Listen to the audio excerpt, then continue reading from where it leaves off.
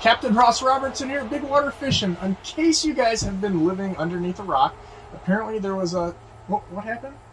Slight scandal. Slight scandal. We got weights and fish! There we go! Now, normally with Country Steve, there's always a scandal, but this one went worldwide and not with him this time.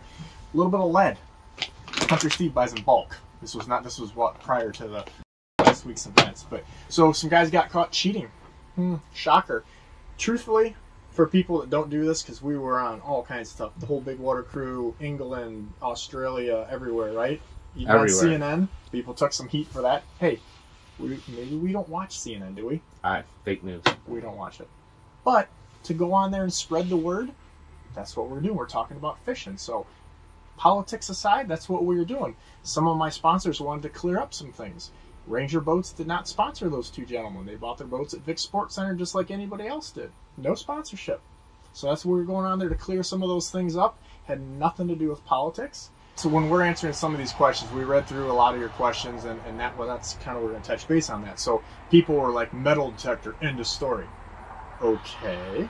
Maybe that works if you got a nice metal detector for some of these big old Country Steve balancer weights. Yeah, I mean, the metal detector will work, but not on lead. But most lead has a little ring in it, so it would pick it up. So I've been told by some of these different tournament organizers that I know quite well, they're like, please don't tell people about X, Y, and Z method that people are doing to cheat. But realistically, you know these things. People are pooling fish together.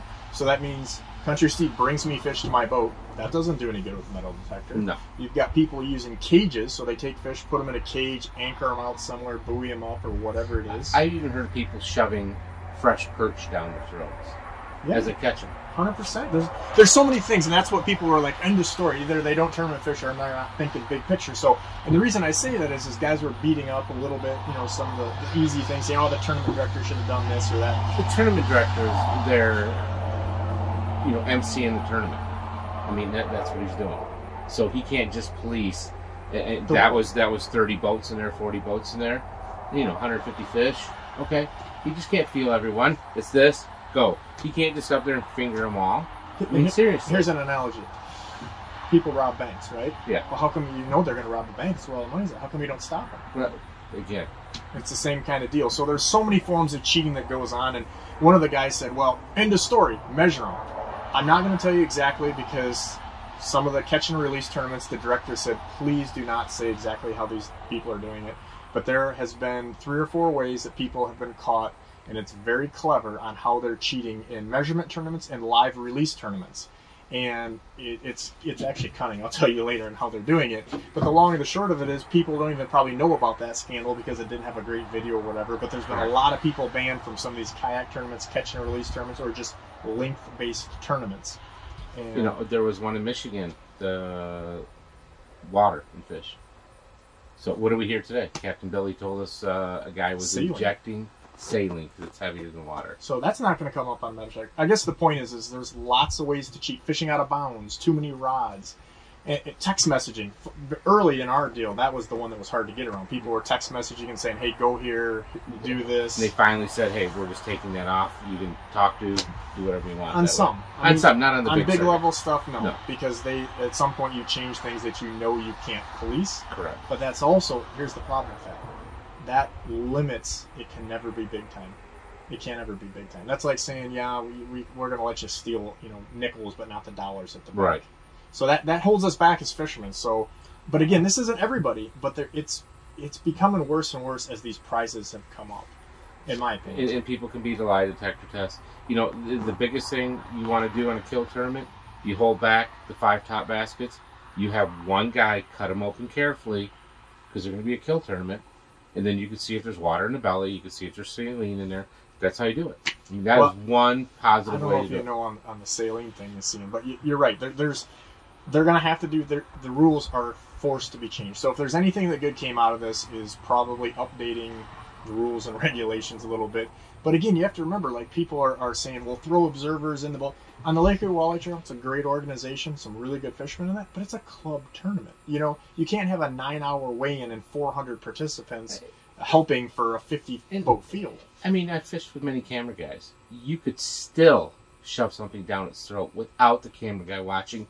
He goes to the front deck, he's changing this, he's doing that. my tournament partner. Or take a test match. So my tournament partner could actually do it without me knowing, because when he's babysitting the fish, he's down there doing whatever he's doing. I'm watching all 6 rods. I mean, so if people are going to cheat, they're going to cheat. Some things have to be implemented 100%. Some things have to change. You're never going to get involved. The two things I see coming out of this that are good is there's a lot of notoriety. I don't know how many comments people said, hey, I didn't even know you could tournament fish.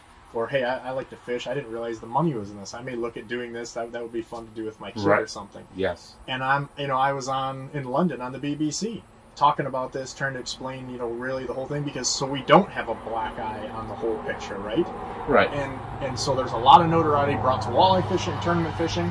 Obviously, some of it was bad, and maybe the rules being changed, because I think we all agree, anybody that's fishing long enough, that there was issues, but nobody had any clear-cut deal. Right, but it's not the tournament director's fault. Jason has done a great job. It's he wasn't trying to let anybody skate. He's an honest guy. So get off his back. And then the other thing would be they had tons of questions on, well, I can't believe you're killing these fish. Well, here's the deal. First of all, on Great Lakes tournaments, I know you'd probably agree with this. In the middle of the summer, if you're catching a fish 50 foot down and the water is 75 degrees, that fish is dead no matter what. Right. Even when we run our guide trips, it's catch and go home, not catch and release like we do in the spring and the fall.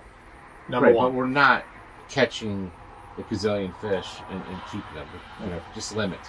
And most guides don't even keep their limit for their people because it's not right. Number two, a lot of tournaments, most bass tournaments, like almost all bass tournaments, and a lot of walleye tournaments are catch and release. So they'll actually have someone there from the Division of Wildlife or a water tank truck, and they'll have chillers and all kinds of things to basically keep these fish healthy so they can be released. So a little clarification locally, Ohio, I don't know the exact reason. I can't even say I even argue with it. They do not grant catch and release permits. So if you are a tournament organizer like the Lake Erie Walleye Trail, you have to file for permits from the state and Division of Wildlife. When they give you a permit, it's for catch and kill. No, there's no choice of releasing. But the fish are donated generally to a organization, soup kitchen to help people. So that's a good thing to do. Yeah, halfway home, all kinds of different things. So they're making use of these things. But a lot of them, again, when you're running like on Lake Erie, and this is probably why they do it in Ohio at least, because almost all the tournaments are on, or at least they should say it's Lake Erie tournaments. If you run 50 miles on Lake Erie, you're going to beat the fish up. It's like, I'd like to punch you for 50 miles and see how you end up. Yeah. Maybe we could try that. That'd be a good video. Yeah, they're just in a small tank in the back. Yeah, they're going to get beat up. So do you have any closing thoughts? Because that seems to be the big questions that people were like, hey, maybe they didn't understand, or they were kind of throwing stuff out there that I thought was unfair. No, you can't get on a tournament director. He's doing his job. He's issuing lie detector tests and pro tests.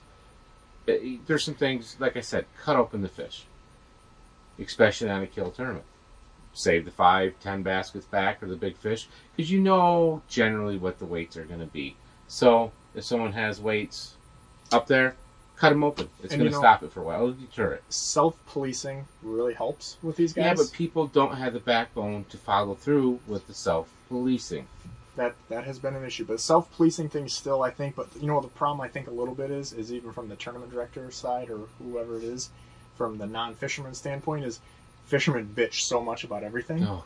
And if somebody wins legit one or does well in another one or what have you, then all of a sudden they're cheating. So right. it's a tough deal.